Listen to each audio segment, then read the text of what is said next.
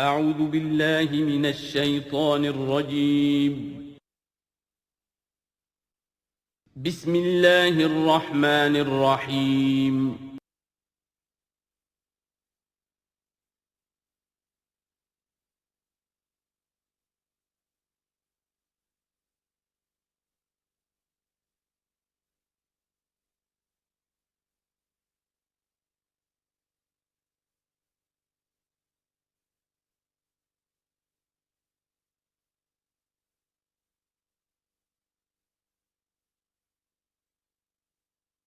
اعوذ باللہ من الشیطان الرجیم بسم اللہ الرحمن الرحیم یا ایہا الذین آمنوا ان کثیرا من الاحبار والرہبان لیأکلون اموال الناس بالباطل ویصدون عن سبیل اللہ والذین یکنزون الذہب والفضة ولا ينفقونها فی سبیل اللہ فبشرہم بعذاب علیم۔ اس آیہ مبارکہ کے بارے میں یہ نوٹ کر لیجئے کہ اس آیت کے حوالے سے حضرت ابو ذر غفاری رضی اللہ تعالیٰ عنہ کی رائے قائم ہو گئی تھی کہ سونا اور چاندی اپنے پاس رکھنا مطلقاً حرام ہے۔ جو لوگ کہ سونا اور چاندی اپنے پاس رکھتے ہیں، جمع کرتے ہیں، گاڑھتے ہیں، ان کو کنز بناتے ہیں، خزانہ بناتے ہیں اس کے لیے، تو یہ رائے اگرچہ ان کی صحیح نہیں تھی، اس لیے کہ جو دین کا عام قانون ہے وہ یہ ہے کہ انسان حلال ذریعے سے کمائے، اس میں سے جو وہ خرچ کرے اللہ کی راہ میں وہ ٹھیک ہے، اس کو اس کا اجر ملے گا۔ اگر وہ کچھ رکھتا ہے اپنے پاس تو وہ حرام نہیں ہے، بلکہ پھر یہ کہ وہ اس کی اولاد کو منتقل ہو جائے گا، قانون وراثت ہوگا۔ اگر اپنے پاس کچھ رکھنا ہی نہ ہو تو پھر وراثت کس چیز میں ہوگی؟ اس لیے قانون تو وہی ہے، البتہ یہ ہے کہ وہ جو کہا گیا ہے کہ اللہ کی راہ میں خرچ کرو، خرچ کرو، خرچ کرو، کتنا کرو، قل العفو، تو یہ ایک روحانی تعلیم ہے، اخلاقی تعلیم ہے کہ جمع نہ کرو، اللہ کی راہ میں خرچ کر دو۔ البتہ جو مال بھی آپ نے جمع کیا ہے، آپ نے حلال ذریعے سے کمایا تھا اور اس کی زکوٰۃ بھی آپ نے ادا کر دی ہے، تو وہ مال آپ اپنے پاس رکھ سکتے ہیں، خواہ وہ سونے اور چاندی کی شکل میں ہو۔ چنانچہ اسی پر پھر فیصلہ ہوا حضرت عثمان کے زمانے میں، اور چونکہ حضرت ابو ذر غفاری اس پر اڑے ہوئے تھے اور اس سے ایک فتنہ پیدا ہو رہا تھا مسلمانوں کے اندر، ایک اختلاف، تو پھر حضرت ابو ذر غفاری کو حضرت عثمان نے حکم دے دیا تھا کہ وہ مدینے سے باہر چلے جائیں۔ وہ پھر ایک صحرا میں کسی جگہ پر کٹیا ڈال کر رہتے تھے۔ میرے نزدیک اس آیت کا اصل محل اور مقام جو ہے اس کو سمجھنا چاہیے، اور وہ ہے ان لوگوں سے متعلق ہے یہ مسئلہ جو دین کا کام کرتے ہیں، احبار ہیں، رہبان ہیں۔ یہ لوگ اپنا وقت، اپنی صلاحیتیں، اپنی قوتیں لگاتے ہیں دین کے لیے۔ عام لوگوں کا معاملہ اور ہے، وہ کاروبار کر رہے ہیں، کوئی پروفیشن ہے، کوئی اپنا اور بزنس ہے، اس کے حوالے سے ان کے پاس آمدنی ہو رہی ہے۔ انہیں جو بھی آمدنی ہو رہی ہے وہ اللہ کے دین کی وجہ سے ہو رہی ہے۔ یہ اپنے پاس اگر رکھتے ہیں اور اپنا جائیدادیں بناتے ہیں اور دولت بناتے ہیں اور اپنے لیے پھر وہ اپنی نسلوں کے لیے اس کو وراثت میں منتقل کرتے ہیں، تو ان کے اوپر یہ آیت بعین ہی انہی الفاظ میں اس کا انطباق ہوگا، اس لیے کہ یہ سارا معاملہ احبار اور رہبان کے حوالے سے ہو رہا ہے۔ اس آیت کا سیاق اور سباق جو ہے کہ ظاہر بات ہے کہ ان کے لیے جو بھی کچھ ہے، یہ لٹمس ٹیسٹ یہ ہے، ہاں آپ اپنی ضرورت پوری کریں، جیسے حضور نے اپنی ضرورتیں پوری فرمائی، ازواج مطہرات کو بھی نان نفقہ دیتے تھے آپ اسی بیت المال میں سے، آپ اپنے عزیزوں کے ساتھ بھی کوئی حسن سلوک کرتے تھے تو وہیں سے کرتے تھے۔ کبھی بیت المال خالی ہے تو فاقہ بھی آ رہا ہے، لیکن ضرورتیں پوری کریں، جائیداد بنا کر نہ چھوڑ کر جائیں۔ یہ جو معاملہ ہے کہ اس کو جمع کیا جائے اور پھر وہ جائیداد بنے، میرے نزدیک آج بھی اگر آپ جاننا چاہیں علماء حق کون ہیں اور علماء سو کون ہیں، تو لٹمس ٹیسٹ یہ ہے، جو شخص اپنے دینی کیریئر کے نتیجے میں پھر جائیداد بنا کر اور دولت چھوڑ کر بڑا ہو، وہ علماء سو میں سے لا محالہ، اس میں کسی شک و شبے کی گنجائش نہیں۔ میں اسے لٹمس ٹیسٹ کے طریقے سے بیان کر رہا ہوں۔ یوم یحمى علیہا فی نار جہنم فتکوی بہا جباہہم وجنوبہم، جس دن کہ ان کو تپایا جائے گا اس سونے اور چاندی کو جہنم کی آگ میں، اور پھر داغے جائیں گے ان سے ان کے پیشانیاں بھی اور ان کی پسلیاں بھی اور ان کی پیٹھیں بھی۔ ھذا ما کنزتم لانفسکم، یہ ہے وہ جو تم نے اپنے لیے جمع کیا تھا، لانفسکم فذوقوا ما کنتم تکنزون، تو مزہ چکھو اپنے اس کنز کا۔ ان عدت الشہور عند اللہ 12 شہرا، اللہ کے ہاں مہینوں کی تعداد 12 ہے، فی کتاب اللہ، اللہ کی شریعت میں، اللہ کے قانون میں، تکوینی بھی اور تشریعی بھی۔ یوم خلق السماوات والارض، جس دن سے کہ اللہ تعالیٰ نے پیدا کیا آسمانوں اور زمین کو۔ منہا اربعۃ حرم، ان میں سے 4 مہینے ہیں محترم، جن کو کہ اشہر حرم کہتے ہیں، جن میں جنگ وغیرہ جو ہے وہ جائز نہیں تھی۔ ذالک الدین القیم، یہ ہے سیدھا دین، ہمیشہ کا ضابطہ اور قانون۔ فلا تظلموا فیہن انفسکم، تو ان کے معاملے میں اپنے اوپر ظلم نہ کرو۔ وہ ظلم کیا کرتے تھے؟ قریش کی اپنی مصلحت ہوئی کہ کوئی مہم انہیں کوئی لڑائی کا معاملہ ہے ان کے درپیش ہے، وہ کہتے تھے اس سال یا شرع حرم فلاں کی بجائے فلاں مہینے ہوں گے۔ وہ کیلنڈر کو الٹ پھیر کرتے رہتے تھے کہ اس مرتبہ جو ہے یہ عمرے کے لیے مہینہ رجب کا نہیں ہوگا، فلاں ہوگا۔ اس حوالے سے وہ کیلنڈر جو تھا ڈسٹربڈ تھا، لیکن ہوا ایسا ہے قدرت خداوندی سے کہ جس سال آپ نے آخری حج کیا ہے، حجۃ الوداع، تو اس سال وہ ساری جو غلطیاں ہوتی ہیں اس کے بعد وہ جو اس کا مجموعی اور آخری نتیجہ یہ تھا کہ صحیح جگہ پر وہ کیلنڈر آ گیا تھا۔ اسی لیے حضور نے اپنے خطبہ حجۃ الوداع میں کہا ہے کہ استدار الزمان کہیئتہ یوم خلق اللہ السماوات والارض، یہ زمانہ اور یہ کیلنڈر جو ہے، تقویم جو ہے، یہ پورا چکر لگا کر ساری غلطیوں اور ترمیموں میں سے ہو کر اب ٹھیک اسی جگہ پر پہنچ گئی ہے جس مقام پر کہ اللہ نے، جس تقویم پر کہ اللہ تعالیٰ نے آسمان اور زمین کو پیدا کیا تھا۔ اور آج کے بعد سے ان مہینوں کے اندر کوئی الٹ پھیر نہیں ہو سکے گا۔ وَقَاتِلُوا الْمُشْرِكِينَ كَافَّةً كَمَا يُقَاتِلُونَكُمْ كَافَّةً، اور مشرکوں سے بھی جنگ کرو ایسے ہی سب کے ساتھ جیسے کہ وہ تم سے جنگ کرتے ہیں، جڑ کر، ہر حال میں اور جمع ہو کر۔ وَاعْلَمُوا أَنَّ اللَّهَ مَعَ الْمُتَّقِينَ، اور جان لو کہ اللہ تعالیٰ جو ہے متقین کے ساتھ ہے۔ إِنَّمَا النَّسِيُّ زِيَادَةٌ فِي الْكُفْرِ، یہ جو مہینوں کو ہٹا دینا تھا ادھر سے ادھر، یہ پھیر دینا جو ہے اشر حرم کا، یہ بڑھائی ہوئی بات ہے کفر کی۔ یضل بہ الذین کفروا، اس کے ذریعے سے گمراہ ہوئے ہیں وہ لوگ جنہوں نے کفر کیا۔ یحلونہ عاما، حلال کر لیتے ہیں اس مہینے کو 1 سال، ویحرمونہ عاما، اور 1 سال اسے حرام قرار دے دیتے ہیں۔ لیواطئوا عدۃ ما حرم اللہ، تاکہ تعداد پوری کر لیں اس کی جو اللہ نے حرام ٹھہرائے ہیں۔ 4 مہینے حرام ہیں آگے پیچھے پھیر کر، لیکن تعداد پوری کر دی۔ فَيُحِلُّوا مَا حَرَّمَ اللَّهُ، اس کا نتیجہ کیا نکلتا ہے کہ جو اللہ کی طرف سے محترم مہینہ تھا وہ ان کے حساب سے، ان کی غلطی سے پھر وہ حلال ہو جاتا ہے، پھر حلال کر لیتے ہیں وہ مہینہ جو اللہ نے حرام کیا ہے۔ زُيِّنَ لَهُمْ سُوءُ أَعْمَالِهِمْ، اسی طریقے سے ان کے جو برے اعمال ہیں ان کے لیے مزین کر دیے گئے، کھبا دیے گئے ان کی نگاہوں میں۔ وَاللَّهُ لَا يَهْدِي الْقَوْمَ الْكَافِرِينَ، اور اللہ کافروں کو ہدایت نہیں دیتا۔ یہاں وہ 5 رکوع ختم ہوئے ہیں کہ جن کا تعلق ہے نبی اکرم صلی اللہ علیہ وسلم کی بعثت خاصہ الی اہل العرب، اس کی تکمیل ہو گئی، اس کے مقاصد پورے ہو گئے، اس کے ضمن میں آخری احکام دے دیے گئے۔ اب جہاں سے جو شروع ہو رہا ہے 6 رکوع سے، یہ میں نے آپ کو بتایا تھا کہ یہ غزوہ تبوک کا مسئلہ ہے، اس کا پس منظر بھی بیان کر چکا ہوں۔ سن 6 میں صلح حدیبیہ ہوئی، حضور صلی اللہ علیہ وسلم نے اس کے بعد آپ اپنے پیغامبر، ایلچی، اپنے خطوط، نامہ ہائے مبارک بھیجے۔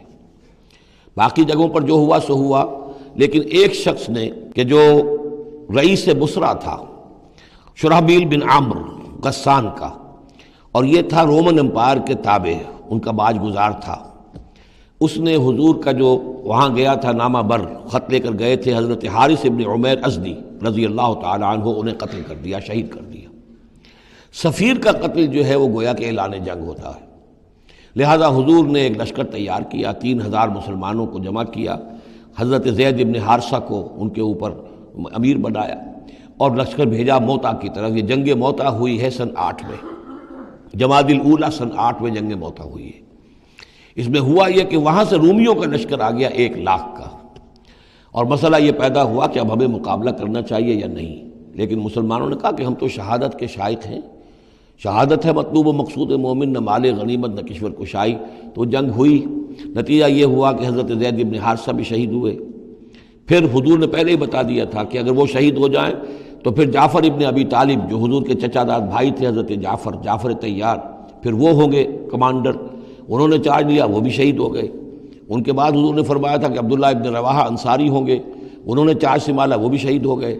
پھر آخر کار حضرت خالد ابن ولید نے خود اپنے ہاتھ میں کمان سنبھالی اور کسی طریقے سے وہ اپنے اس لشکر کو بچا کر لے آئے۔ تو یہ صورتحال ہوئی جنگ موتا کی۔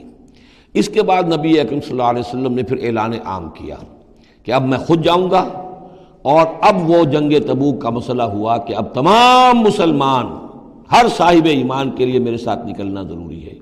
ہم تبوک تک جائیں گے۔ تبوک آخری سرحد تھی کہ جو رومن امپائر جہاں سے شروع ہو جاتی تھی، یہ حجاز کا آخری شہر ہے۔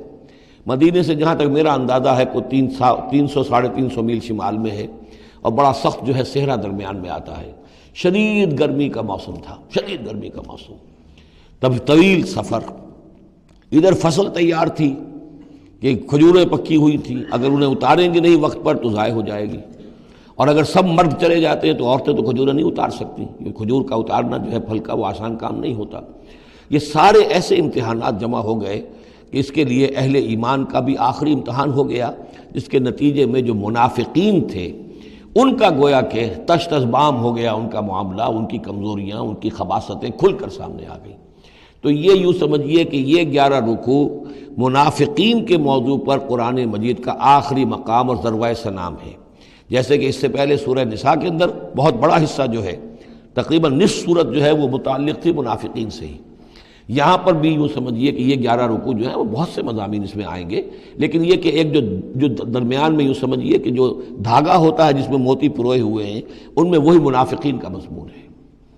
تو اس میں یہ ہے کہ آپ کو معلوم ہے کہ حضور 30,000 کا لشکر لے کر گئے تھے، اور اس میں وہاں جا کر ہرقل اگرچہ موجود تھا، ہرقلیس، لیکن اس نے مقابلے میں آنے کی جرت نہیں کی۔ وہ پہچان چکا تھا کہ یہ اللہ کے رسول ہیں، اور میں اگر براہ راست ان کے مقابلے میں آؤں گا تو مار کھا جاؤں گا۔ حضور وہاں مقیم رہے، وہاں کے آس پاس کے لوگ آئے، انہوں نے معاہدے کیے، اپنی سرحدوں کو آپ نے محفوظ کیا، اور پھر آپ واپس آ گئے۔ گویا کہ جنگ کی نوبت نہیں آئی، لیکن یہ کہ دھاک بیٹھ گئی حضور کی اور مسلمانوں کی کہ سلطنت روما نے پسپائی اختیار کی ہے، رومن امپائر مقابلے میں آنے کی ہمت نہیں کر سکی۔ تو وہ جو بھی جنگ موتا کی وجہ سے جو کچھ ہوا اکھڑی تھی، اللہ تعالیٰ نے اس ہوا کو دوبارہ جو ہے قائم کر دیا۔ بہرحال اس کے بعد یہ سلسلہ آگے بڑھا حضرت ابوبکر کے زمانے میں، کیونکہ حضور نے اپنے مرض وفات میں بھی ایک لشکر تیار کر دیا تھا، اور زید ابن حارثہ رضی اللہ تعالیٰ عنہ کے بیٹے حضرت اسامہ ابن زید کو اس کا سربراہ مقرر کیا تھا۔ جب آپ کا انتقال ہوا ہے تو وہ لشکر تیار تھا۔ اب اس موقع پر جو منافقین کی جان پر بن گئی تو خطاب تو شروع ہو رہا ہے یا ایھا الذین آمنوا سے، لیکن وہ بات ذہن میں رکھ لیجیے جو میں نے سورہ نساء میں آپ سے کہی تھی کہ منافقین سے بھی خطاب ہوتا ہے تو یا ایھا الذین آمنوا کے صیغے سے ہوتا ہے، اس لیے کہ وہ بھی مسلمان تھے، ایمان کا دعویٰ کرتے تھے۔ یا ایھا الذین آمنوا ما لکم اذا قیل لکم انفروا فی سبیل اللہ اثاقلتم الی الارض، اے ایمان کے دعوے دارو تمہیں کیا ہو گیا ہے جب تم سے کہا جاتا ہے نکلو اللہ کی راہ میں تو تم گرے جاتے ہو، دھسے جاتے ہو زمین کی طرف، یعنی کہ وہ پاؤں من کے بھر کے ہو گئے اور اٹھا نہیں جا رہا، حوصلہ جو ہے جواب دے گیا۔ ارضیتم بالحیات الدنیا من الآخرہ، اب یہ وہی سرچنگ کویسچن، ذرا سوچو کیا تم نے آخرت کی بجائے دنیا کی زندگی کو قبول کر لیا ہے؟ دعوے دار تو ہو ایمان بالآخرت کے، لیکن اگر تم اللہ کی راہ میں جنگ کے لیے نکلنے کے لیے تیار نہیں ہو تو اس کا مطلب یہ کہ تم آخرت ہاتھ سے دے کر اور دنیا خرید رہے ہو۔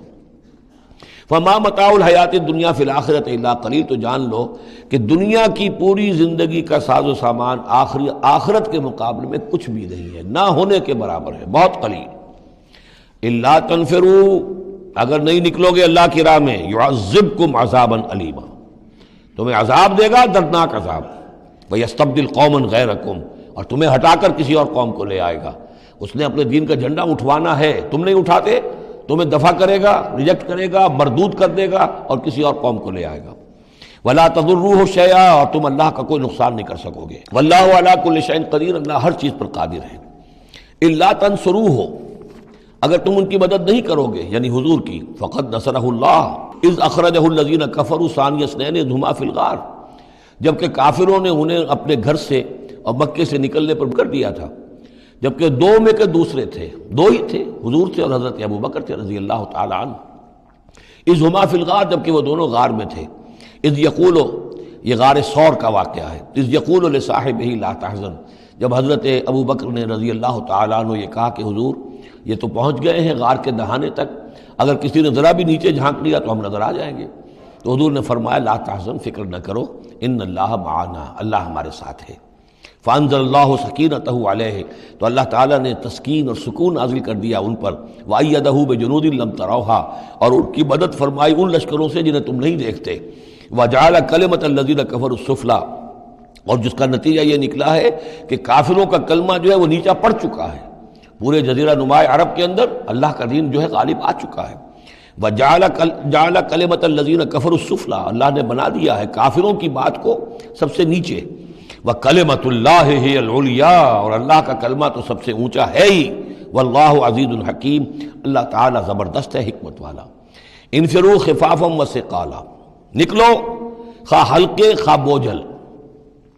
یہ ہلکے اور بوجھل کے دو پہلو ہو سکتے ہیں، یا تو داخلی طور پر بوجھل دل کے ساتھ نکلو یا آمادگی کے ساتھ نکلو، نکلنا پڑے گا. اب یہ نکلنا فرض عین ہے، یہ نفیر عام ہے. وہ بات گئی جب کہ صرف تحریض تھی، ترغیب تھی، وہ دور ختم ہوا. اب نکلنا پڑے گا، اس جنگ میں نفیر عام ہے. چاہے بوجھل دل کے ساتھ نکلو اور چاہے کھلے دل کے ساتھ اور آمادگی کے ساتھ نکلو. اور اس کے ایک معنی یہ بھی ہو سکتے ہیں، چاہے تمہارے پاس ساز و سامان کافی ہے تب بھی نکلو، کم ساز و سامان ہے تب بھی نکلو. تو خارجی طور پر بھی ہو سکتا ہے یہ بوجھل اور ہلکا، اور داخلی طور پر بھی. وَجَاهِدُوا بِأَمْوَالِكُمْ وَأَنفُسِكُمْ فِي سَبِيلِ اللَّهِ، اور جہاد کرو اللہ کی راہ میں اپنے اموال سے اور اپنی جانوں سے. ذَلِكُمْ خَيْرٌ لَكُمْ إِن كُنتُمْ تَعْلَمُونَ، یہی تمہارے لیے بہتر ہے اگر تم علم رکھتے ہو. لَوْ كَانَ عَرَضًا قَرِيبًا، اگر انہیں توقع ہوتی کہ مال قریب ہی ہے، قریب ہی ہمیں مال مل جائے گا، غنیمت مل جائے گی. وَسَفَرًا قَاصِدًا، اور اس کے لیے سفر بھی جو ہے وہ چھوٹا ہے، بڑا نہیں ہے. لَاتَّبَعُوكَ، تو یہ سب اے نبی آپ کی پیروی کرتے، آپ کے ساتھ چلتے. وَلَٰكِن بَعُدَتْ عَلَيْهِمُ الشُّقَّةُ، لیکن ان کو تو بڑی بھاری پڑ رہی ہے، بڑی دور کی مسافت نظر آ رہی ہے، اتنا دور. اور اس میں اعلان کر دیا تھا حضور نے. حالانکہ فتح مکہ کے موقع پر بھی حضور نے خفیہ رکھی تھی اپنی ساری اسکیم، اور عام طور پر جنگوں میں یہ ہوتا ہے، اپنی پوری اسکیم کا اعلان تو نہیں ہوتا. لیکن غزوہ تبوک میں آپ نے اعلان کیا تھا کہ ہم جا رہے ہیں، سلطنت روما سے ٹکراؤ ہے، تبوک تک ہمیں جانا ہے. کوئی چیز آپ نے راز نہیں رکھی، تاکہ جو شخص بھی ہے وہ سمجھ لے، اس کے لیے پوری تیاری کرے، داخلی بھی خارجی بھی، ساز و سامان کی بھی، اپنے حوصلے کو بھی دیکھ لے. لیکن یہ کہ بہرحال نکلنا فرض ہے. وَسَيَحْلِفُونَ بِاللَّهِ لَوِ اسْتَطَعْنَا لَخَرَجْنَا مَعَكُمْ، اور یہ عنقریب قسمیں کھائیں گے اللہ کی کہ اگر ہمارے اندر استطاعت ہوتی ہم ضرور نکلتے. اب مجبوری ہے، فلاں مجبوری ہے، فلاں مجبوری ہے. یہلکون انفسہم، یہ اپنے آپ کو ہلاک کر رہے ہیں. واللہ یعلم انہم لکاذبون، اور اللہ تعالیٰ کو معلوم ہے کہ یہ جھوٹ بول رہے ہیں. عفا اللہ عنک لما اذنت لہم، اے نبی آپ کو اللہ معاف فرمائے، یا اللہ نے آپ کو معاف کر دیا، آپ نے انہیں کیوں اجازت دے دی؟ یعنی کوئی منافق آیا، کوئی اور آیا، حضور یہ مجبوری ہے، بیوی بیمار ہے، کوئی دیکھ بھال کرنے والا نہیں ہے، تو مجھے اجازت دے دی. اچھا بھائی جاؤ. حضور کی طبیعت میں بھی نرمی تھی اور آپ نے اجازت دے دی. اب جب اجازت مل گئی، اس نے کہا میں نے تو اجازت لے لی ہے، وہ کور بن گیا، اس کے نفاق کا پردہ چاک نہیں ہوا. حالانکہ حضور اجازت نہ دیتے تب بھی اس نے نہیں جانا تھا، لیکن نہیں جانا تھا تو معلوم تو ہو جاتا کہ اس نے رسول کی بات کا جو ہے وہ معصیت کی ہے، نافرمانی کی ہے. اس کے نفاق کا پردہ جو ہے وہ پڑا رہ گیا، وہ پردہ اٹھ جاتا. عفا اللہ عنک، اللہ کو معاف کرے، یا اللہ نے آپ کو معاف کر دیا. لما اذنت لہم، کیوں آپ نے ان کو اجازت دے دی. حتی یتبین لک الذین صدقوا وتعلم الکاذبین، یہاں تک کہ آپ کے لیے واضح ہو جاتا کون صادق الایمان ہے، کون سچے مسلمان ہیں، اور آپ جان لیتے کون جھوٹے ہیں. اس لیے کہ انہوں نے پھر بھی نہیں جانا تھا، آپ اجازت نہ دیتے تب بھی رہ جانا تھا. اور اس سے یہ ہے کہ ان کے نفاق کا پردہ جو ہے وہ فاش ہو جاتا. لا یستأذنک الذین یؤمنون باللہ والیوم الآخر، وہ لوگ جو اللہ اور یوم آخر پر ایمان رکھتے ہیں وہ آپ سے اجازت کے طالب ہو ہی نہیں سکتے. ان یجاہدوا باموالہم وانفسہم، کیا وہ اس سے اجازت مانگیں گے کہ انہیں معاف کر دیا جائے اللہ کی راہ میں جہاد نہ کرنے سے جانوں اور مال کے ساتھ؟ ایمان کا تو لازمی تقاضا ہے. پھر وہی وہ جو ڈیفینیشن میں نے آپ کو بتائی سورہ حجرات میں، انما المؤمنون الذین آمنوا باللہ ورسولہ ثم لم یرتابوا وجاہدوا باموالہم وانفسہم فی سبیل اللہ، وہ تو اس کا جزو لازم ہے، شرط لا ینفک ہے. لہذا جو لوگ اللہ پر اور یوم آخر پر ایمان رکھتے ہیں وہ آپ سے ایگزمپشن نہیں مانگ سکتے جہاد فی سبیل اللہ سے. واللہ علیم بالمتقین، اور اللہ تعالیٰ جو ہے اپنے متقی بندوں سے خوب واقف ہے. انما یستأذنک الذین لا یؤمنون باللہ والیوم الآخر، اصل میں جو اجازت مانگ رہے ہیں آپ سے، ایگزمپشن مانگ رہے ہیں، رخصت مانگ رہے ہیں، یہ وہ لوگ ہیں جو حقیقتاً اللہ پر اور یوم آخر پر ایمان نہیں رکھتے. وارتابت قلوبہم، اور ان کے دل جو ہے شکوک میں پڑ گئے ہیں. سورہ حجرات کی اس آیت میں کیا ہے؟ انما المؤمنون الذین آمنوا باللہ ورسولہ ثم لم یرتابوا، پھر شک میں نہ پڑے. یہاں فرمایا ورتابت قلوبہم، ان کے دلوں کے اندر شکوک کے ڈیرے ہیں. فَهُمْ فِي رَيْبِهِمْ يَتَرَدَّدُونَ، اور وہ اپنے اسی شک و شبے کے اندر بھٹک رہے ہیں. تردد بھی یہی ہوتا ہے، تذبذب، تردد، چلوں نہ چلوں، یہ جو متردد ہو جاتا ہے آدمی. کبھی چاہتا ہے چلنا چاہیے بھائی، ورنہ تو یہ کہ اب جو ہے بالکل پردہ فاش ہو جائے گا اور میں منافق قرار دے دیا جاؤں گا۔ اس کے بعد پھر یہ کہ پھر نہیں، کوئی نہ کوئی جھوٹی بہانہ بناؤ، قسم کھا لو۔ وَلَوْ أَرَادُوا الْخُرُوجَ لَأَعَدُّوا لَهُ عُدَّةً، اور اگر انہوں نے نکلنے کا ارادہ کیا ہوتا تو اس کے لیے ساز و سامان فراہم کرتے، جیسے کہ کیا جاتا ہے، آدمی سفر کے لیے تیاری کرتا ہے۔ انہوں نے تیاری نہیں کی۔ وَلَٰكِنْ كَرِهَ اللَّهُ انبعاثَهُم، تو اللہ تعالیٰ ہی نے ان کا نکلنا پسند نہیں فرمایا۔ فَثَبَّتَهُمْ، اور ان کو بوجھل کر دیا، ان کو روک دیا۔ وَقِيلَ اقْعُدُوا مَعَ الْقَاعِدِينَ، اور ان سے کہہ دیا گیا رہو، بیٹھ رہنے والوں کے ساتھ تم بھی بیٹھ رہو۔ اس کی حکمت آگے آئے گی۔ لو خرجوا فیکم، اگر یہ نکلتے آپ کے ساتھ، اے مسلمانوں تمہارے ساتھ، ما زادوکم الا خبالا، تو نہ اضافہ کرتے تمہارے لیے مگر خرابی کا۔ دلوں میں روگ تھا، وہاں جا کے فتنے اٹھاتے، آپس میں لڑاتے، کوئی اور کچھ کرتے، لہذا ان کا بیٹھ رہنا بھی حکمت پر مبنی ہے، اللہ تعالیٰ کی طرف سے، گویا کہ اس میں بھی ایک خیر ہے، گویا کہ بندہ مومن کے لیے تو خیر ہی خیر ہے، ادھر بھی خیر ادھر بھی خیر، لیکن منافق کے لیے شر ہی شر ہے، ادھر بھی شر ادھر بھی شر۔ لو خرجوا فیکم، اگر یہ نکلتے تمہارے ساتھ، ما زادوکم الا خبالا، تو یہ نہ اضافہ کرتے تمہارے لیے مگر برائی کا، خرابی کا۔ ولا اوضعوا خلالکم، اور یہ گھوڑے دوڑاتے تمہارے مابین، یبغونکم الفتنہ، تمہارے لیے فتنے پیدا کرنے کے لیے۔ وفیکم سماعون لہم، اور تمہارے اندر ان کے بعض جاسوس بھی ہیں، یا تمہارے اندر بعض لوگ ہیں جو ان کی باتیں بڑی توجہ سے سنتے ہیں۔ یہ دونوں ترجمے ہوں گے۔ واللہ علیم بالظالمین، اور اللہ تعالیٰ ظالموں سے خوب واقف ہے۔ یعنی تمہارے اندر ہے مسلمانوں بعض نیک دل، وہ منافق نہیں ہیں، نیک دل سادہ رو مسلمان ہیں جو ان سے حسن ظن رکھتے ہیں، ان سے کوئی تعلق رکھتے ہیں، دوستی رکھتے ہیں، ان کی بات توجہ سے سنتے ہیں۔ تو اگر یہ ہوتے تمہارے لشکر میں ساتھ اور یہ کوئی فتنہ اٹھاتے تو وہ جو صالح، جو سادہ لو مسلمان تھے، وہ ان کی بات سن کر کسی فتنے میں مبتلا ہو سکتے تھے۔ اور ایک ترجمہ وہ ہے کہ ان میں جاسوس موجود ہیں۔ لَقَدِ ابْتَغَوُا الْفِتْنَةَ مِنْ قَبْلُ، یہ اس سے پہلے بھی فتنے اٹھاتے رہے ہیں۔ وَقَلَّبُوا لَكَ الْأُمُورَ، یہی لفظ فتنہ آیا اس حدیث میں جو میں سنا چکا ہوں آپ کو۔ علماء سوء کا کردار کیا ہو جاتا ہے؟ علماءہم شر الناس تحت عدیم السماء، من عندہم تخرج الفتنۃ وفیہم تعود۔ جھگڑے، لڑائیاں، فتوے، اور ایک دوسرے کی وہ تفرقہ جو ہے اور اس کے اندر شدت ہے، یہ کام ہے۔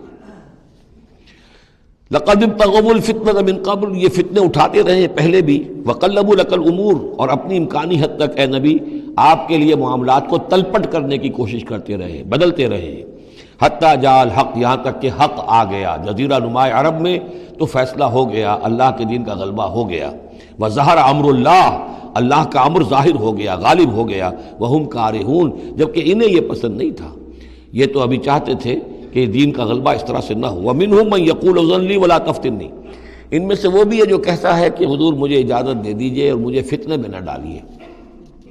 یہ ایک بہت ہی مردود شخص تھا، جد ابن قیس لعنت اللہ علیہ، یہ منافقین میں سے تھا۔ یہ آیا اور اس نے بڑا استہزاء کا انداز اختیار کیا حضور کے ساتھ۔ حضور مجھے تو آپ اجازت دے دیجئے۔ کیوں بھائی، کیا معاملہ ہے، کیا مجبوری ہے؟ حضور میں ذرا حسن پرست قسم کا انسان ہوں، اور وہ شام کی طرف آپ جا رہے ہیں، شامی عورتیں بہت خوبصورت ہوتی ہیں، تو میں تو اپنے اوپر قابو نہیں رکھ سکوں گا، میں فتنے میں مبتلا ہو جاؤں گا، تو آپ مجھے فتنے سے بچا لیں۔ وَمِنْهُمْ مَنْ يَقُولُ اذن لِّي وَلَا تَفْتِنِّي، اور ان میں سے وہ بھی ہے جو کہتا ہے کہ مجھے تو اجازت دے دیجئے، ایکسیپٹ کر دیجئے، اور مجھے فتنے میں نہ ڈالیے، میں آپ کے ساتھ جاؤں گا تو فتنے میں پڑ جاؤں گا۔ أَلَا فِي الْفِتْنَةِ سَقَطُوا، آگاہ ہو جاؤ، فتنے میں تو پڑ چکے، اور فتنہ کون سا ہوگا؟ جو بدبخت اس قسم کا معاملہ کر رہا ہے، بدترین فتنے کا شکار تو ہو چکا۔ وَإِنَّ جَهَنَّمَ لَمُحِيطَةٌ بِالْكَافِرِينَ، اور یقیناً جہنم جو ہے ان کافروں کا احاطہ کیے ہوئے ہے۔ ان تصبک حسنۃ تسوءہم، اے نبی اگر آپ کو کوئی اچھی بات پہنچتی ہے، کوئی فتح ہوتی ہے، کوئی خیر آتا ہے، کوئی اچھی خبر آتی ہے، تسوءہم، انہیں بری لگتی ہے۔ وَإِن تُصِبْكَ مُصِیبَةٌ، اگر کوئی تکلیف آ جاتی ہے، ناگوار پوزیشن، صورتحال، یقولوا قد اخذنا امرنا من قبل، تو کہتے ہیں جی ہم نے تو اپنا معاملہ پہلے ہی درست کر لیا تھا، ہم کوئی بے وقوف تھوڑا ہی ہے، ان لوگوں کی طریقے سے جو ہے اتنے جو ہے ہم رسک نہیں لیتے، ہم نے پہلے اس سے اپنی حفاظت کا بندوبست کر لیا تھا۔ یقولوا قد اخذنا امرنا من قبل ویتولوا وهم فرحون، اور وہ پیٹھ پھیرتے ہیں اور بڑے شاداں فرحاں ہوتے ہیں کہ مسلمانوں پر مصیبت آ گئی اور ہم بچ گئے۔ قل لن یصیبنا الا ما کتب اللہ لنا، یہ آیتیں تو ہر شخص کو یاد کر لینی چاہیے۔ یہ دو آیتیں بندہ مومن کے لیے بہت بڑا ہتھیار ہیں، بہت بڑا اسلحہ ہے۔ کہو لن یصیبنا الا ما کتب اللہ لنا، اے بدبختو ہم پر کوئی مصیبت نہیں آ سکتی سوائے اس کے جو اللہ نے ہمارے لیے لکھ دی ہو۔ ہوا مولانا، وہ ہمارا مولا ہے۔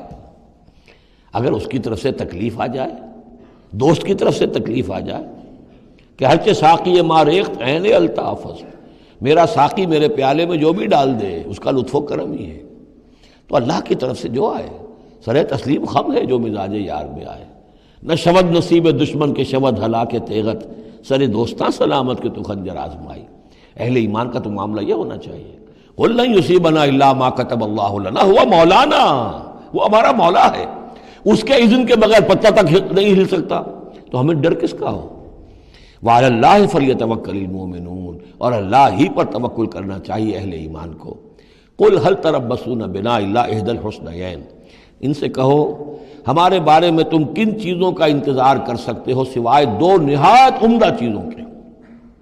یہ حسنین کیا ہے؟ احسن، احسن افعل و تفضیل ہوا، اس سے مؤنث بنا حسنا، حسنا کا تثنیہ بنا تو حسنین، دو نہایت احسن صورتوں کے سوا ہمارے لیے تیسری ہے ہی نہیں۔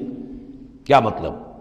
ہم سب اللہ کی راہ میں شہید ہو جائیں، احسن، ہم کامیاب ہو کر آ جائیں، احسن، تیسری کیا بات ہے؟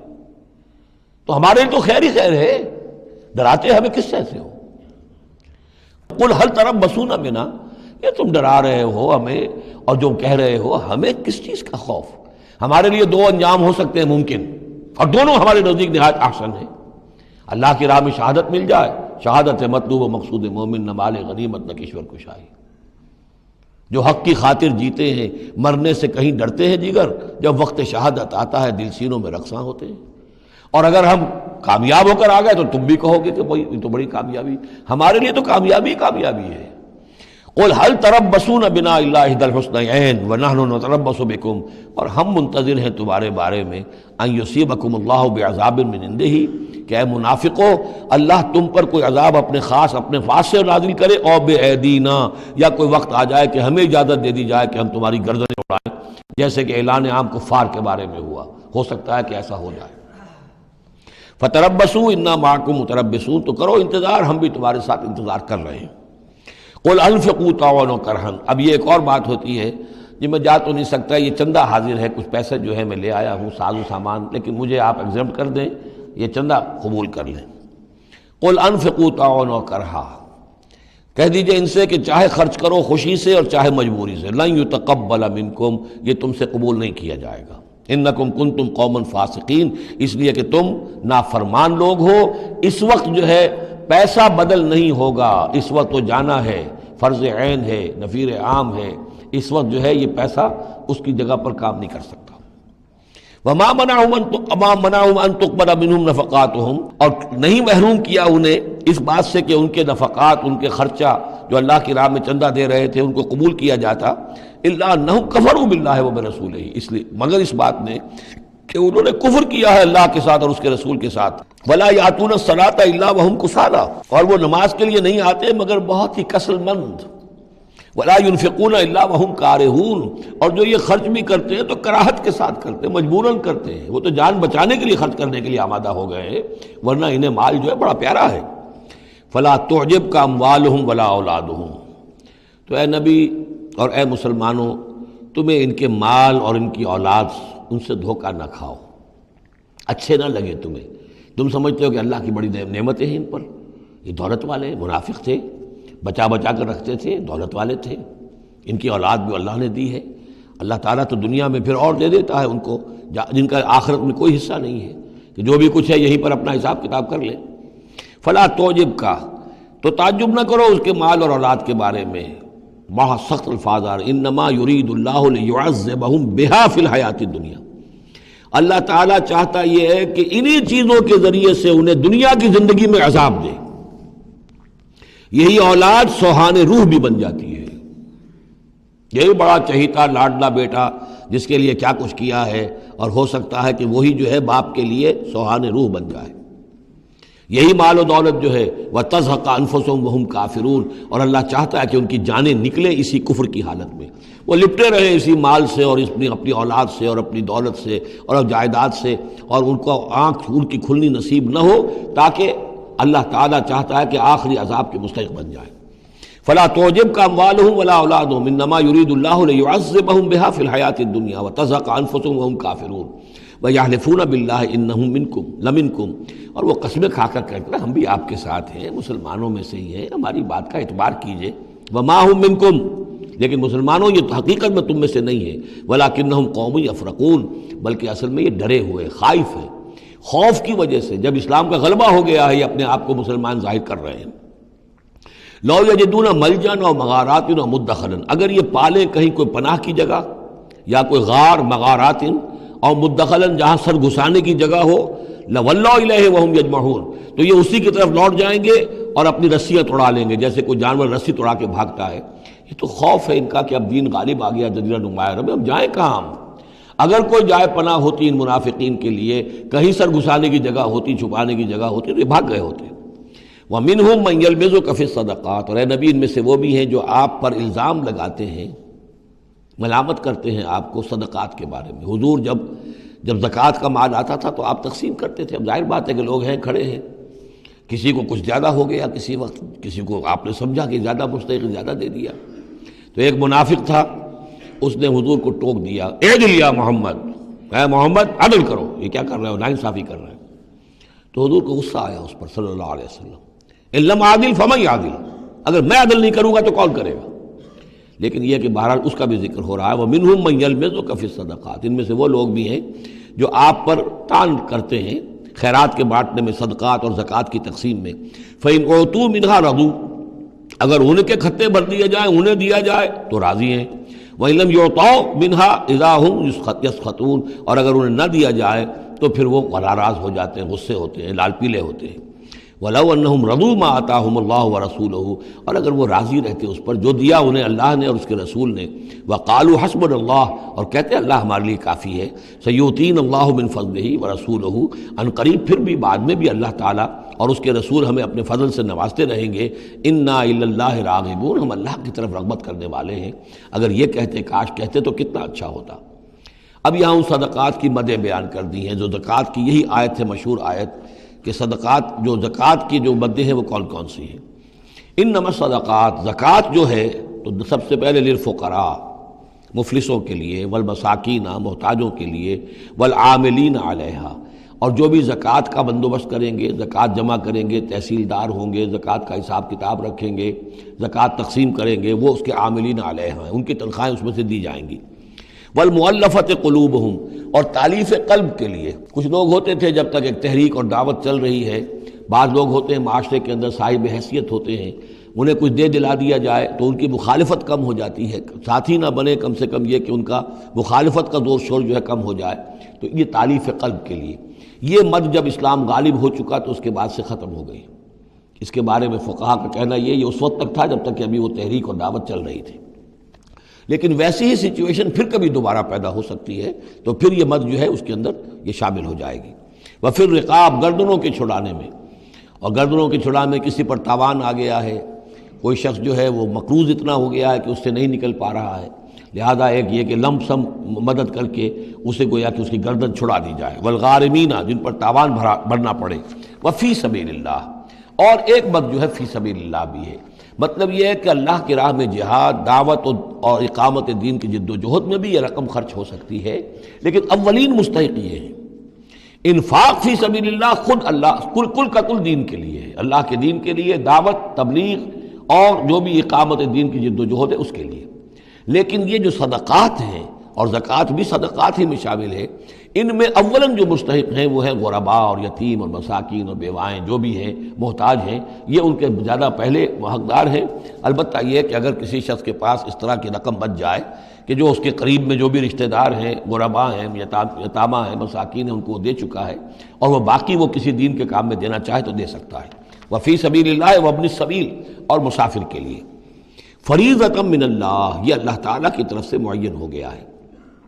یہی لفظ آیا ہے بار بار سورہ نساء میں، جہاں کے جو احکام آئے تھے وراثت کے۔ واللہ علیم حکیم، اور اللہ تعالیٰ سب کچھ جاننے والا ہے، کمال حکمت والا۔ ومنہم الذین یؤذون النبی، ان میں سے وہ لوگ بھی ہیں جو نبی کو ایذا پہنچاتے ہیں۔ ویقولون ہوا اذن، اور وہ کہتے ہیں یہ تو نرے کان ہی کان ہیں۔ ایک تو محاورہ ہمارے ہاں کان کا کچا ہونا وہ اور معنی میں ہے، لیکن یہ کہتے تھے کہ ہم نے جا کر جھوٹ بولا، حضور میری بیوی بیمار ہے، اور انہوں نے مان لیا کہ یہ کان ہی کان ہے، یہ صرف جو کچھ کہہ دیتے ہیں مان لیتے ہیں، سن لیتے ہیں، ہوا اذن، یہ تو نرے کان ہے بس۔ یہ بھی حضور کی توہین۔ ومنہم الذین یؤذون النبی ویقولون ہوا اذن قل اذن خیر لکم، کہہ دیجئے یہ کان تمہارے لیے بہتر ہیں، بہتری کے لیے ہیں، تمہاری خیریت اسی میں ہے۔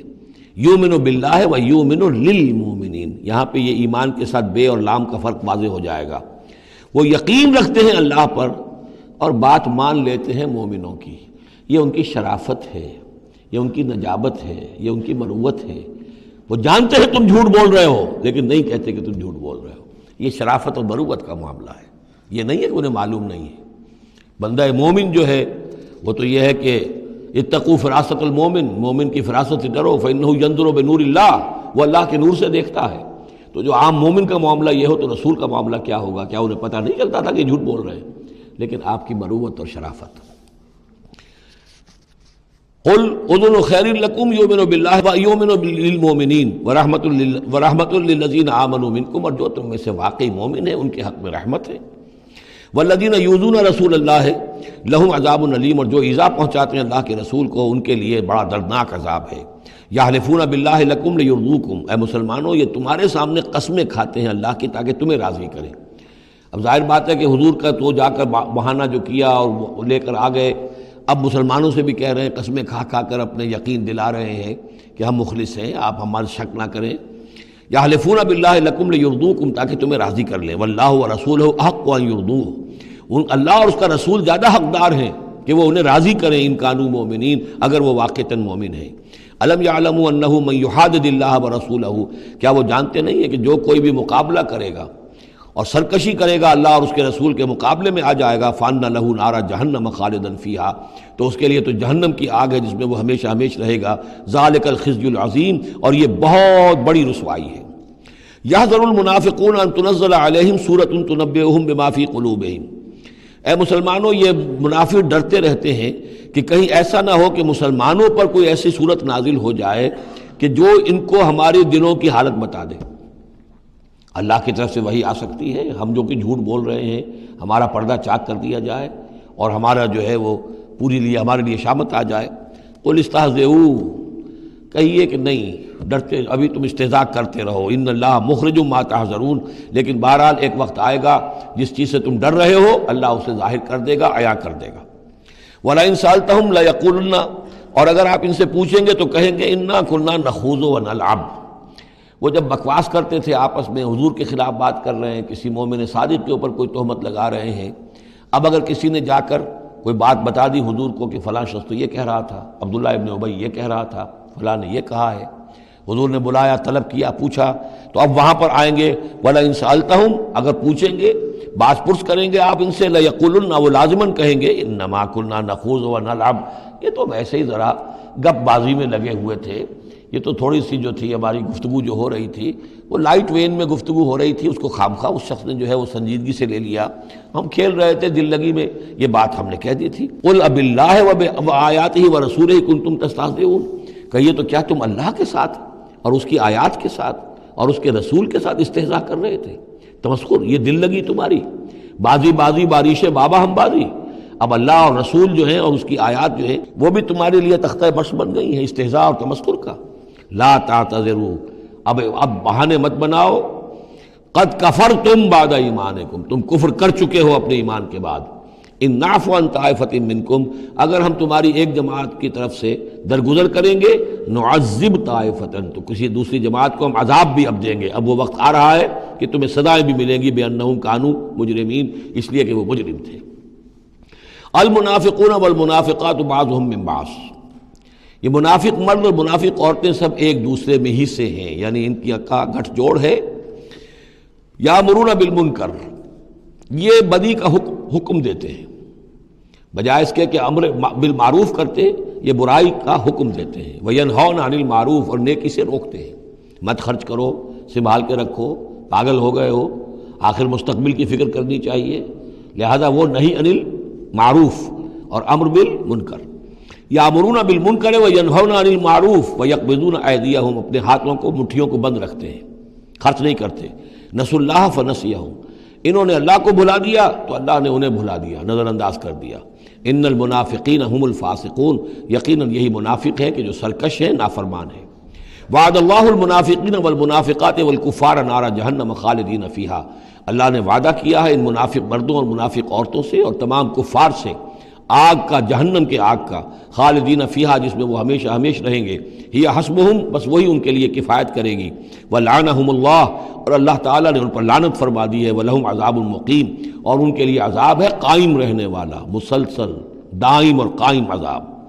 کالذین من قبلہم، اسی طرح کے وہ لوگ، یہ بھی ان لوگوں کے مانند ہیں کہ جو ان سے پہلے تھے، کانوا اشد منکم قوۃ، وہ تم سے کہیں بڑھ کر تھے طاقت میں، واکثر اموالا، اور بہت زیادہ تھے مال میں، واولادن، اور اولاد میں، یعنی یہ قومیں جو گزری ہیں کافروں کی، قوم سمود اور قوم عاد، وہ تم سے کہیں بڑھ کر تھی، قوت میں بھی اور اپنی تعداد میں بھی، مال میں، اولاد میں۔ فاستمتعوا بخلاقہم، انہوں نے بھی اپنے اپنے وقت میں اپنے نصیب کا فائدہ اٹھا لیا، اپنا حصہ وصول کر لیا۔ فاستمتعتم بخلاقکم، اب تم بھی اپنا حصہ مکمل کر چکے ہو، اب تمہارا انجام بہت قریب آ چکا ہے۔ کما استمتع الذین من قبلکم بخلاقہم، جیسے کہ ان لوگوں نے اپنا حصہ وصول کر لیا تھا اور اس سے فائدہ اٹھا لیا تھا جو تم سے پہلے تھے۔ وخذتم کالذی خاضوا، اور تم نے بھی اسی طرح کی روش اختیار کی جو انہوں نے اختیار کی تھی۔ اولئک حبطت اعمالہم فی الدنیا والآخرہ، یہ وہ لوگ ہیں کہ جن کے تمام اعمال دنیا اور آخرت سب میں حبط ہو گئے۔ واولئک هم الخاسرون، اور یقیناً یہی ہے خسارے میں رہنے والے۔ الم یاتہم نبأ الذین من قبلہم، کیا ان کے پاس خبریں آ نہیں چکی ہیں ان کی جو ان سے پہلے تھے؟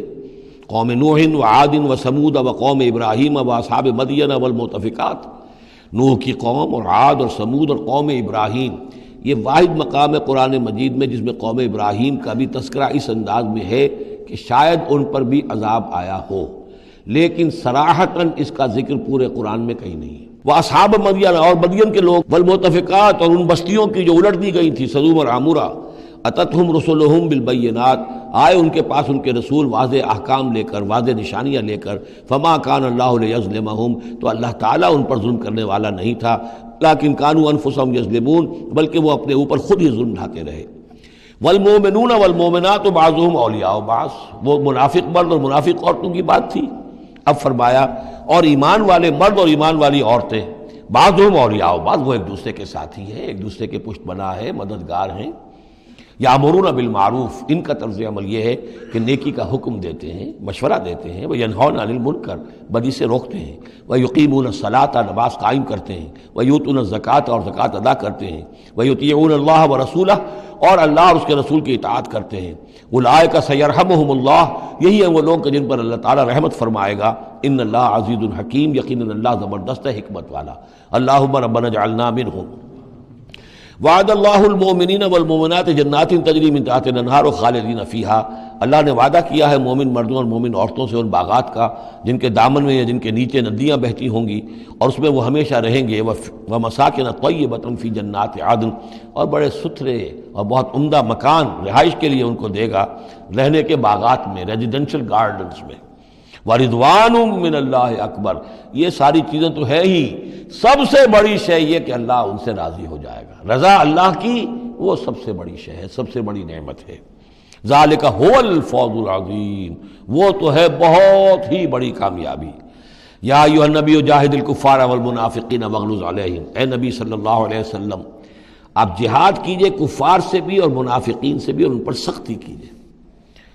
یہ دیکھیے آیت 2 مرتبہ آئی ہے قرآن مجید میں، یہ جو کہ تم سورہ تحریم میں بھی آئے گی جو کہ یوں سمجھیے 28ویں پارے کی آخری، یہاں پھر آئی ہے، لیکن یہاں لفظ جہاد کو نوٹ کر لیجئے، یہاں جہاد بمعنی قتال نہیں آ سکتا۔ منافقین کے ساتھ آپ نے کبھی جنگ نہیں کی، جہاد، جد و جہد، کوشش، ان کی ریشہ دوانیوں کو ختم کرنا، ان کی سازشوں کا زور توڑنا، یہ جہاد تھا۔ یہ جہاد، قتال کی کوئی نوبت منافقین کے ساتھ کبھی کوئی قتال نہیں ہوا۔ یہاں جہاد خالص اس جہاد کے معنی میں ہے جو قتال سے کم تر ہے، دون القتال۔ یا ایھا النبی جاہد الکفار والمنافقین، اے نبی آپ مجاہدہ کیجئے، جد و جہد کیجئے۔ اسی لیے جب غزوہ تبوک سے آپ واپس آ رہے تھے تو ایک حدیث ہے کہ آپ نے فرمایا رجعنا من الجہاد الاصغر الى الجہاد الاکبر، ہم چھوٹے جہاد سے بڑے جہاد کی طرف لوٹ آئے ہیں۔ اب اس کی تعبیریں مختلف کی گئی ہیں کہ اتنا بڑا جہاد سلطنت روما کے خلاف گئے تھے، اسے آپ جہاد اصغر کہہ رہے ہیں، وہاں سے لوٹ کر ہم آ گئے، اب جہاد اکبر سامنے ہے۔ تو اس کی عام طور پر جو توجیہ لوگوں نے کی ہے وہ تو یہ ہے کہ یہ جہاد جو نفس کے خلاف ہے وہ سب سے اکبر ہے، سب سے بڑا ہے، اور یہ بات صحیح ہے۔ آپ سے پوچھا گیا ای الجہاد افضل یا رسول اللہ، آپ نے فرمایا ان تجاہد نفسک فی طاعت اللہ، کہ اللہ کے رسول یہ بتائیے کہ سب سے افضل جہاد کس کا ہے؟ آپ نے فرمایا کہ تم جہاد کرو اپنے نفس کے خلاف اور اسے اللہ کا مطیع بناؤ۔ تو اسی پر گویا کہ اس کو محمول کیا ہے، لیکن میرے نزدیک حقیقت یہ ہے کہ اب یہ جو مارے آستین تھے، کہ جو مدینے کے اندر منافقین تھے، اب ان کے خلاف جہاد کرنا تھا، اور اس میں چونکہ اندیشے تھے کہ ان کے تعلقات تھے اوس اور خزرج کے لوگوں کے ساتھ، عام لوگوں کے ساتھ دوستیاں تھیں، تو اس میں فتنے اٹھ جاتے۔ واپس آ کر آپ نے مسجد زرار کو پھر جلایا ہے، گرایا ہے، یہ بہت بڑا قدم تھا۔ عام مسلمان جو اس پر مشتعل بھی ہو سکتے تھے کہ مسجد کو گرا رہے، لیکن یہ کہ یہ اقدامات آپ نے کیے ہیں صلی اللہ علیہ وسلم اس آیت کے اترنے کے بعد اور تبوک سے واپسی کے بعد۔ یا ایھا النبی جاہد الکفار والمنافقین واغلظ علیہم، اے نبی جہاد کیجئے کافروں سے بھی اور منافقین سے بھی، اور ان پر سختی کیجئے۔ ومأواہم جہنم، ان کا ٹھکانہ جہنم ہے، وبئس المصیر، اور وہ بہت برا ٹھکانہ ہے۔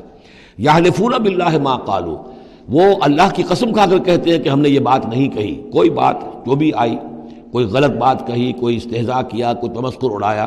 وَلَقَدْ قَالُوا كَلِمَةَ الْكُفْرِ، حالانکہ انہوں نے کہا ہے کفر کا کلمہ۔ یہ ایک بات انہوں نے کہی تھی، اس کا ذکر آ جائے گا تفصیل سے سورہ منافقون میں 28ویں پارے میں، واقعہ وہاں تفصیل سے آیا ہے۔ تو لیکن یہ کہ کسی نوجوان نے آ کر حضور کو بتا دیا کہ اس نے یہ کہا ہے، اب حضور نے طلب فرمایا، انہوں نے کہا نہیں یہ بالکل جھوٹ بولتا ہے اس نے، یہ اور اس نے خامخواہ جو ہے فتنہ اٹھانے کی کوشش کی ہے۔ تب یہ آیت نازل ہوئی، اللہ نے اس نوجوان کو سچا کیا اس آیت کے ذریعے سے کہ جھوٹ وہ عبداللہ ابن ابی بول رہا ہے، یہ نوجوان نہیں بول رہا۔ یحلفون باللہ ما قالوا، وہ قسم کھا رہے ہیں اللہ کی کہ ہم نے وہ بات نہیں کہی۔ وَلَقَدْ قَالُوا كَلِمَةَ الْكُفْرِ، حالانکہ انہوں نے کہا کلمہ کفر۔ وَكَفَرُوا بَعْدَ اسلامہم، اور وہ اپنے اسلام کے بعد کفر منکر ہو چکے، کفر کر چکے۔ وَهَمُّوا بِمَا لَمْ يَنَالُوا، اور انہوں نے ارادہ کیا تھا اس شے کا کہ جس کو وہ حاصل نہ کر سکے۔ یہ ایک خاص واقعہ ہوا تھا کہ جب تبوک سے واپس آپ آ رہے تھے تو ایک موقع پر آپ عام راستے سے، قافلے سے ذرا ہٹ کر ایک پہاڑی راستے کی طرف سے آپ کا گزر ہوا، اور وہ تنگ راستہ تھا، وہاں سے بس ایک ہی اونٹ ایک وقت میں گزر سکتا تھا۔ حضور کے ساتھ 2 آپ کے صحابہ تھے۔ وہاں ان لوگوں نے کوشش کی، منافقین نے، کچھ لوگ تھے کہ جنہوں نے اپنے ڈھانٹے باندھ لیے کہ پہچان میں نہ آئے، اور رات کی تاریکی میں انہوں نے ہاتھ چلایا، چاہتے تھے کہ حضور کو شہید کر دیں۔ بہرحال وہاں پر جو ہے کسی طریقے سے جو 2 آپ کے جانثار ساتھی تھے انہوں نے انہیں کھدیڑا، مار کر بھگایا۔ پھر حضور نے ان کو بتا بھی دیا تھا، جن میں حضرت حذیفہ ابن یمان بھی تھے رضی اللہ تعالی عنہ، اور حضرت عمار تھے، عمار ابن یاسر۔ ان دونوں کو بتا دیا تھا کہ فلاں فلاں نام ہے، یہ فلاں فلاں منافق ہے، لیکن یہ میرا راز رہے گا تمہارے پاس، تم نے یہ نام کسی کو بتانے نہیں ہے۔ یہ اسی لیے حضرت حذیفہ کا نام پڑ گیا تھا صاحب سر النبی، نبی کا ایک راز ہے ان کے پاس، نبی کے ایک رازدان، وہ حضرت حذیفہ ابن یمان۔ وَهَمُّوا بِمَا لَمْ يَنَالُوا، انہوں نے تو ارادہ کیا تھا وہ چیز جو وہ حاصل نہ کر سکے۔ وَمَا نَقَمُوا إِلَّا أَنْ أَغْنَاهُمُ اللَّهُ وَرَسُولُهُ، اور یہ نہیں انتقام لے رہے مگر اس شے کا کہ اللہ نے اور اس کے رسول نے انہیں غنی کر دیا ہے۔ اللہ اور ان کا رسول ان کی طلب مال کو دیکھ کر انہیں صدقات میں سے، مال غنیمت میں سے بفراغت دیتا رہا، من فضل ہی، اپنے فضل سے۔ وَإِن يَتُوبُوا يَكُ خَيْرًا لَّهُمْ، اب بھی اگر توبہ کر لیں تو یہ ان کے لیے بہتر ہوگا۔ وَإِن يَتَوَلَّوْا، اور اگر وہ پیٹھ موڑیں گے، يُعَذِّبُهُمُ اللَّهُ عَذَابًا أَلِيمًا، اللہ انہیں عذاب دے گا، بہت دردناک عذاب، فی الدنیا والآخرہ، دنیا میں بھی اور آخرت میں بھی۔ وَمَا لَهُمْ فِي الْأَرْضِ مِنْ وَلِيٍّ وَلَا نَصِيرٍ، اور پوری زمین میں ان کے لیے نہ کوئی ولی ہوگا، پشت پناہ ہوگا، مددگار ہوگا، اور نہ ہی کوئی حامی ہوگا۔ وَمِنْهُمْ مَنْ عَاهَدَ اللَّهُ، اب یہ وہ 3 آیتیں آ گئی ہیں جو میری تقریروں میں بہت مرتبہ آئی ہیں، ہم مسلمانان پاکستان کے لیے خاص لمحہ فکریہ ہیں۔ مدینہ کے منافقین کی ایک خاص قسم کا تذکرہ ہو رہا ہے۔ وَمِنْهُمْ مَنْ عَاهَدَ اللَّهُ، ان میں سے وہ لوگ بھی ہیں جنہوں نے اللہ سے عہد کیا تھا، لَئِنْ آتَانَا مِنْ فَضْلِهِ، اگر اللہ ہمیں اپنے فضل سے نواز دے گا، غنی کر دے گا، دولت دے دے گا، دولت مند کر دے گا، لَنَصَّدَّقَنَّ وَلَنَكُونَنَّ مِنَ الصَّالِحِينَ، ہم خوب صدقہ خیرات کریں گے اور نیک بن جائیں گے۔ فلما آتاہم من فضلہ، جب اللہ نے انہیں نواز دیا اپنے فضل سے، غنی کر دیا، بخلوا بہ، اب اس دولت کے ساتھ بخل کیا، وتولوا وہم موردون، اور پیٹھ موڑ لی اور اعراض کیا، فعاقبہم نفاقا فی قلوبہم، تو اللہ نے سزا کے طور پر ڈال دیا ان کے دلوں میں نفاق۔ عاقبہم، عقوبت، سزا۔ دنیا میں نقد سزا یہ ملتی ہے اللہ سے کوئی وعدہ کر کے پھر جانے کی کہ نفاق جو ہے وہ دل میں پیدا ہو جاتا۔ یہ نفاق ہے پاکستان کے مسلمانوں کا روگ۔ پاکستان بنایا تھا، پاکستان کا مطلب کیا؟ لا الہ الا اللہ۔ ہندوستان کے مسلمان نے ووٹ دے کر اپنا فرض کفایہ ادا کر دیا کہ جاؤ بھائی، تم جو ہم پہ گزرے گی سو گزرے گی، تم جاؤ اور اسلام قائم کرو۔ ہم نے کیا کیا ہے؟ 50 برس سے زائد ہو گئے، کیا کیا ہے؟ اسلام کہاں ہے؟ یہ بے وفائی، یہ بد عہدی، اس کا نتیجہ کیا ہے؟ 3 نفاق ہیں جو اس قوم کے اوپر مسلط ہو گئے۔ نفاق باہمی، اب وہ قوم نہیں رہی، قومیتوں میں تحلیل ہو چکی ہے، اب عصبیتیں ہیں، صوبائیت ہے، لسانیت ہے، اور نہ معلوم کیا کچھ ہے، فرقہ واریت ہے۔ دوسرے، کردار کا بیڑا غرق ہو گیا۔ آیت المنافق ثلاث، حضور نے فرمایا منافق کی 3 نشانیاں ہیں، جس میں یہ تینوں چیزیں ہیں، خواہ وہ انسامہ وصلہ، چاہے روزہ رکھتا ہو، نماز پڑھتا ہو، اپنے آپ کو مسلمان سمجھتا ہو، وہ منافق ہے۔ جب بولے جھوٹ بولے، جب وعدہ کرے خلاف ورزی کرے، اور جب کہیں امین بنا دیا جائے خیانت کرے۔ وہ دیکھ لیجئے اپنی قوم کو، جو جتنا بڑا ہے، الا ماشاء اللہ، ایکسیپشنز پروو دی رول، قانون یہی ہے، جو جتنا بڑا اتنا ہی جھوٹا، اتنا ہی خائن، اور اتنا ہی وعدہ خلاف۔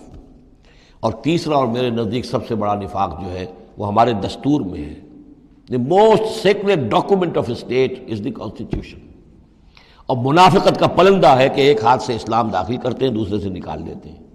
ایک دفعہ دیکھیں تو اسلام ہی اسلام، کیا اللہ، اتنی بڑی بات، no legislation can be done repugnant to the Quran and the Sunnah۔ اتنی بڑی بات، یہ تو معلوم ہوتا ہے کہ سورہ الحجرات کی پہلی آیت کا ترجمہ کر کے دستور میں لکھ دیا، لیکن اس کے ساتھ ہی اس کے اوپر کوئی اس پہ عمل کرنا ضروری نہیں ہے، وہ لکھی رہے گی بس۔ اور ہم نے ایک آئیڈیالوجی کونسل بنا دی ہے، وہ اس کے مطابق سفارشات پیش کرتی رہے گی، اور ہر سال اس کی رپورٹ پیش ہو جایا کرے گی، خلاص۔ کوئی اس میں سینکشن نہیں، کوئی اس کے نافذ کرنے کی کوئی ذمہ داری نہیں، کوئی پابندی نہیں۔ فیڈرل شریعت کورٹ، کیا کہنے ہیں فیڈرل شریعت کو، بڑے بڑے چوٹی کے علماء، اور کیا کیا تنخواہیں ان کو ملی ہیں، اور کیا کیا مراعات ملی ہیں، وہ سب کچھ ہے، لیکن صورت کیا ہے؟ دستور پاکستان بھی تمہارے دائرے سے خارج، عدالتی قوانین بھی تمہارے دائرے سے خارج، یہاں تک کہ آئلی قوانین بھی تمہارے دائرے سے خارج، مالی قوانین بھی 10 سال کے لیے خارج۔ تو کیا کرو گے بیٹھ کے؟ تنخواہیں لو اور ایکسرسائز ان فیوٹیلیٹی، وقت گزارو، اللہ اللہ خیر صلی اللہ۔ منافقت میرے نزدیک اس پوری دنیا کے اندر شاید دستور کی سطح پر ایسی منافقت کہیں اور موجود نہ ہو۔ یہ ہے ہمارا روگ اصل۔ فَعَاقَبَهُمْ نِفَاقًا فِي قُلُوبِهِمْ، تو اللہ نے عقوبت کے طور پر، سزا کے طور پر ان کے دلوں میں نفاق پیدا کر دیا، إِلَىٰ يَوْمِ يَلْقَوْنَهُ، اور یہ نفاق اب رہے گا اس دن تک جس دن کے یہ ملاقات کریں گے اللہ سے۔ یہ کانٹا ان کے دلوں سے نکلے گا نہیں۔ بِمَا أَخْلَفُوا اللَّهَ مَا وَعَدُوهُ، بسبب اس وعدہ خلافی کے جو انہوں نے اللہ سے کیا، وَبِمَا كَانُوا يَكْذِبُونَ، اور بسبب اس جھوٹ کے جو انہوں نے بولا۔ أَلَمْ يَعْلَمُوا أَنَّ اللَّهَ يَعْلَمُ سِرَّهُمْ وَنَجْوَاهُمْ، کیا انہیں یہ معلوم نہیں ہے کہ اللہ تعالیٰ ان کی چھپی اور کھلی چیزوں کو، چھپی چیزیں اور جو نجوا کرتے ہیں یہ لوگ بیٹھ کر آپس میں سازشیں کرتے ہیں، اللہ ان سے واقف ہے۔ وَأَنَّ اللَّهَ عَلَّامُ الْغُيُوبِ، اللہ تعالیٰ تو تمام غیب کا جاننے والا ہے۔ الَّذِينَ يَلْمِزُونَ الْمُطَوِّعِينَ مِنَ الْمُؤْمِنِينَ، یہ لوگ کہ جو اہل ایمان میں سے جو بھی نیکی کی کوشش کرتے ہیں اپنی طرح دل سے، اپنی امکانی حد تک ان کے اوپر تان کرتے ہیں، استہزاء کرتے ہیں۔ جب حضور نے فرمایا تھا کہ اب یہ بڑی مہم ہے، اب جو بھی کچھ لا سکتے ہو پیش کرو، گویا کہ جدید اسلام میں ہم کہیں گے چندے کی اپیل کی، ڈونیشنز چاہیے، تو ایک ابو عقیل انصاری تھے، انہوں نے یہ کیا کہ کچھ نہیں تھا ان کے پاس، ساری رات مزدوری کی ایک باغ میں جا کر، اور وہ کھینچ کر کنویں سے پانی باغ کو سیراب کیا۔ صبح کو انہیں کچھ کھجوریں ملی، رات بھر کی مزدوری، آدھی لے جا کر اپنے گھر میں دے دی اپنے بیوی بچوں کو، اور آدھی لا کر حضور کی خدمت میں پیش کر دی۔ حضور نے فرمایا کہ یہ جو کھجوریں ہیں یہ پورے ڈھیر کے اوپر پھیلا دو، یہ سب پر بھاری ہیں۔ لیکن وہاں جو منافق تھے انہوں نے اب فقرے چست کرنے شروع، جی ہاں ان کھجوروں کے بغیر تو یہ مہم چل ہی نہیں سکتی تھی، کیا کہہ دیں صاحب، یہ تو بہت بڑا صدقہ انہوں نے کیا ہے، بہت بڑا معاملہ ہے۔ تو یہ اب تانے دے رہے ہیں، ان کا دل دکھا رہے ہیں۔ الذین یلمزون المتطوعین من المؤمنین فی الصدقات والذین لا یجدون الا جہدہم، وہ بیچارے کہ جن کے پاس اپنی محنت مشقت کے سوا کچھ ہے ہی نہیں، فیسخرون منہم، ان سے مذاق کرتے ہیں، ٹھٹے کرتے ہیں، سخر اللہ منہم، اللہ تعالیٰ ان کا مذاق اڑائے، ولہم عذاب علیم، اور ان کے لیے دردناک عذاب ہے۔ استغفر لہم، اب یہ سخت ترین آیت ہے قرآن مجید میں منافقین کے لیے، یا وہ تھی جو سورہ نساء میں تھی، ان المنافقین فی الدرک الاسفل من النار، منافق آگ کے سب سے نچلے طبقے میں ہوں گے، یا یہ ہے استغفر لہم، اے نبی اب آپ ان کے لیے استغفار کریں، او لا تستغفر لہم، یا ان کے لیے استغفار نہ کریں، ان تستغفر لہم 70 مرتن، اگر آپ 70 مرتبہ بھی ان کے لیے استغفار کریں گے، فلن یغفر اللہ لہم، تب بھی اللہ تعالیٰ انہیں معاف نہیں فرمائے گا۔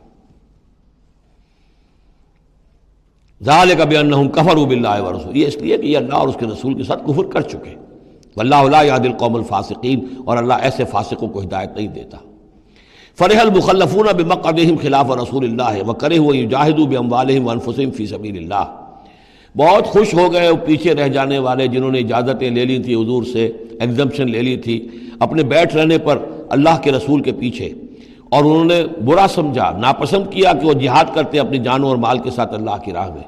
وقالوا لا تنفروا فی الحر، اور وہ دوسروں سے بھی کہہ رہے تھے ہم تو لے آئے چھٹی، رخصت لے آئے ہیں، تم بھی ذرا عقل کے ناخن لو، کہاں جا رہے ہو اس گرمی میں، اس شدید موسم کے اندر جا رہے ہو، پاگل ہو گئے؟ لا تنفروا فی الحر، اس گرمی میں مت نکلو۔ قل نار جہنم اشد حرا، اے نبی ان سے کہہ دیجئے جہنم کی آگ اس سے کہیں زیادہ گرم ہے۔ لو کانوا یفقہون، کاش کہ ان کو تفقہ حاصل ہوتا، فہم حاصل ہوتا۔ فلیضحکوا قلیلا ولیبکوا کثیرا، تو انہیں چاہیے کہ ہنسیں کم روئیں زیادہ، جزاء بما کانوا یکسبون، بدلہ اس کا کہ جو کمائی انہوں نے کی ہے۔ فإن رجعک اللہ الی طائفۃ منہم، تو اے نبی اگر اللہ تعالیٰ آپ کو لوٹا کر لے جائے، یہ 4 رکوع ختم ہو چکے تھے، 9ویں رکوع پر ان کے بارے میں تو تیقن کے ساتھ معلوم تھا کہ وہ غزوہ تبوک پر روانگی سے قبل آئے ہیں، یہ درمیان کا ہے کہ کچھ جاتے کچھ آتے، کچھ غزوہ تبوک کے وقت عین تبوک میں بھی وہی نازل ہوئی ہے، تو یہ وہ آیات ہے۔ فإن رجعک اللہ، ظاہر بات ہے یہاں معلوم ہو رہا ہے کہ یہ کہیں تبوک میں یہ آیت نازل ہوئی ہے۔ اگر اللہ آپ کو لوٹا کر لے جائے ان کے کسی گروہ کے پاس، فاستاذنوک للخروج، اور پھر وہ آپ کے ساتھ نکلنے کی اجازت مانگے کسی اور دشمن کے خلاف، فقل لن تخرجوا معی ابدا، کہہ دیجیے گا اب تم میرے ساتھ کبھی نہیں نکلو گے، وہ آخری امتحان تمہارا ہو چکا، تم ناکام ہو چکے۔ ولن تقاتلوا معی عدوا، اور اب میرے ساتھ کسی دشمن کے ساتھ، میرے ساتھ ہو کر کسی دشمن کے ساتھ جنگ کرنے کا تمہیں موقع نہیں ملے گا۔ انکم رضیتم بالقعود اول مرۃ، تم پہلی مرتبہ راضی ہو گئے تھے بیٹھے رہنے پر، نفیر عام ایک ہی مرتبہ ہم نے کی اور تم پیچھے رہنے پر، بیٹھ رہنے پر راضی ہو گئے۔ فاقعدوا مع الخالفین، اب ہمیشہ کے لیے پیچھے رہنے والوں کے ساتھ بیٹھ رہو۔ ولا تصلی علی احد منہم مات، اور اے نبی ان میں سے کوئی مر جائے تو اس کی نماز جنازہ ادا نہ کیجیے ابداً، کبھی بھی۔ ولا تقم علی قبرہ، اور اس کی قبر پر آپ کھڑے نہ ہوں۔ یہ دیکھیے یہ اب ان کی رسوائی کا سامان ہو رہا ہے، ابھی تک تو پردے پڑے ہوئے تھے، لیکن اب یہ ہے کہ حضور جو ہے جب انکار کرتے تھے کسی کی نماز جنازہ پر جانے سے معلوم ہو جاتا تھا کہ یہ منافق ہے، حضور نے اس کی نماز جنازہ میں شرکت سے انکار کیا۔ ولا تصلی علی احد منہم مات ابدا ولا تقم علی قبرہ، اور مت کھڑے ہوئیے اس کی قبر پر۔ انہم کفروا باللہ ورسولہ، یقیناً انہوں نے کفر کیا ہے اللہ اور اس کے رسول کے ساتھ، وماتوا وہم فاسقون، اور وہ مرے ہیں اسی حال میں کہ وہ نافرمان تھے۔ ولا تعجبک اموالہم واولادہم، یہ آیت پہلے بھی آ چکی ہے، آیت نمبر 55، صرف وہی ایک فرق ہے اس میں، وہاں فلا تعجبک ہے، یہاں ولا تعجبک، آپ کو زیادہ پسند نہ آئیں، اچھی نہ لگیں، نہ ان کے اموال نہ ان کی اولاد۔ انما یرید اللہ ان یعذبہم، یہاں لام کی بجائے ان آ گیا ہے، اللہ چاہتا یہ ہے کہ انہیں عذاب دے انہی چیزوں کے ذریعے سے دنیا میں، وتزہق انفسہم وہم کافرون، اور ان کی جانیں نکلیں اسی حالت کفر میں۔ بارک اللہ لی ولکم فی القرآن العظیم ونفعنی وإیاکم بالآیات والذکر الحکیم۔